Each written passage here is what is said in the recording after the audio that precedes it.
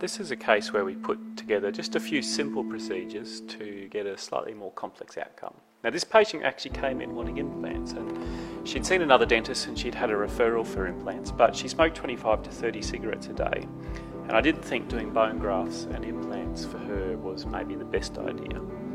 Now, this is her upper jaw, and you can see that although that canine is perfect, the only way we can really get rid of the clasps on her denture and give her a fixed solution is with a fixed partial denture. So sadly we're going to have to prep the enamel on that canine, even though it's not our favourite thing to do.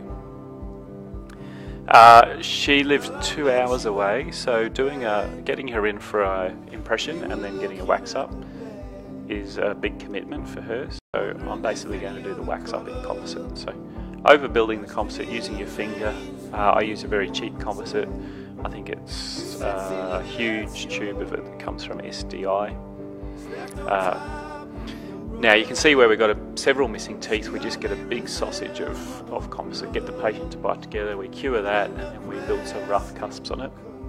In a moment you'll see a picture of that block and how we start to cut the interproximals into place. So here's that block of composite, and you can see I've just started to cut the tooth lengths into place, and then we roughly carve the occlusal, and then voila, a tooth starts to appear. So here's our mock-up. It's basically our wax up except done with composite.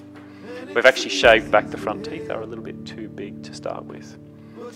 Now we've taken an impression of that in heavy and light body silicone, and we trim that and remove it from the tray, and this gives us basically a stent like you would use with a diagnostic wax up. Now we're moving on to endo. This front tooth looks like it's got pulp exposures. We don't want to put a fixed partial denture on something that could have a pulp exposure, so we've removed the restoration. Sure enough, the pulp was dead. Simple, straightforward endo. Little tiny puff there, which we always like to see just to show that we've really got to the end of the tooth.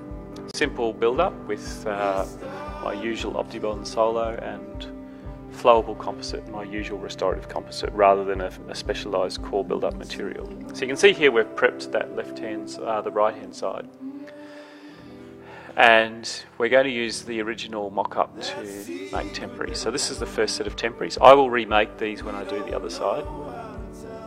The purpose of this set of temporaries is basically to immediately allow her to get rid of her denture. So the metal clasp which she hates, she can get rid of. And we're getting the rough shapes in place now, so we can start to assess the aesthetics the next time she comes back. I'll also trim the soft tissue to do an ovate pontic where that lateral incisor is. Thanks very much for listening. If you like this sort of multidisciplinary case, come and join us at the Restorative Implant Practice Excellence Group on Facebook. Thank you so much.